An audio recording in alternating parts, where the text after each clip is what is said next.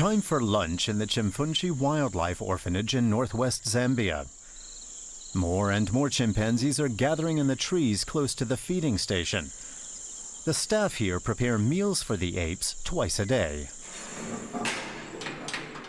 Innocent Molenga heads up the Chimfunshi Reserve. He's known some of the chimps since he was a child. No, not you. Hey. The food is served at the station at the edge of the forest. The system is designed to make sure all of the animals are fed. We feed them in such a house because we want to separate the males from the females and the young ones, because the males are dominant and they always want to eat everything. So this is why we separate them. Aside from the feeding times, the chimps live just like their counterparts in the wild. The fence encloses around 150 hectares, much of it undisturbed rainforest. The fence is there to protect the animals from humans. Poachers are the chimps' worst enemy. The core idea really is for these chimps to have a good home. This is why we have got all these big enclosures for them. Like in here, we've got 47 of them.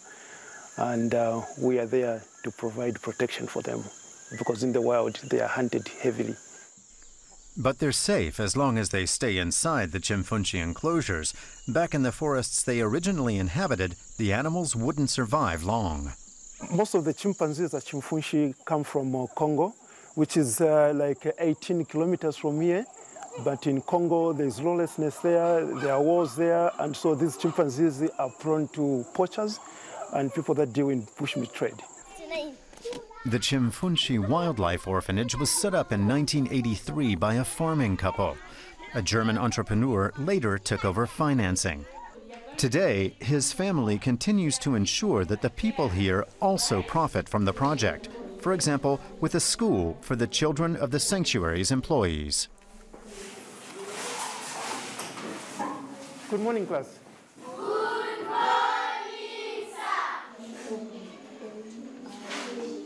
We've got our workers here that work for the chimps, and really there is no school anywhere near. So in 2007 we built this school so that their children can have a decent education.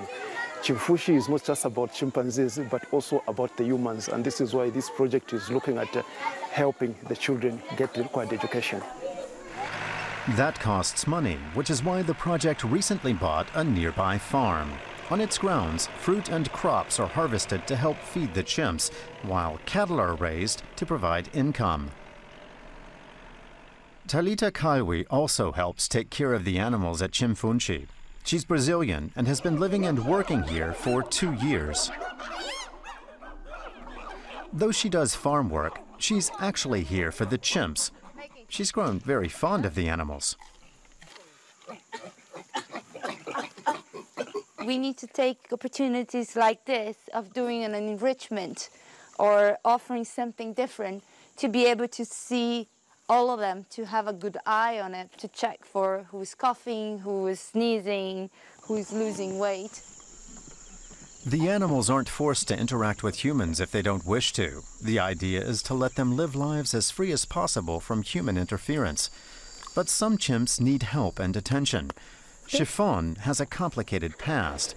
Like the other chimp in his cage, he was unable to integrate into one of the bands here. Talita spends as much time with him as she can. Where are you going? Where are you going? I'm gonna get you. I'm gonna get you.